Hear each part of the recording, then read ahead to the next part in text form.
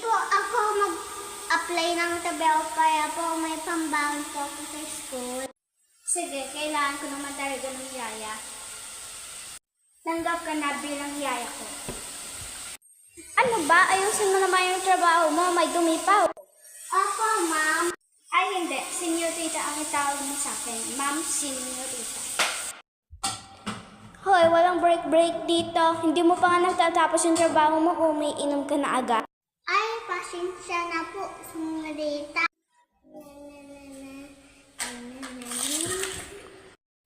Ayusin mo naman yung galaw mo. At saka, bakit may gatas na nakakalat dyan? Ikuha mo nga ako ng tubig, katulong. Apo, ma'am, senyorita. Senyoritang pangit. May sinasabi ka ba? Wala po. Pupunta na po.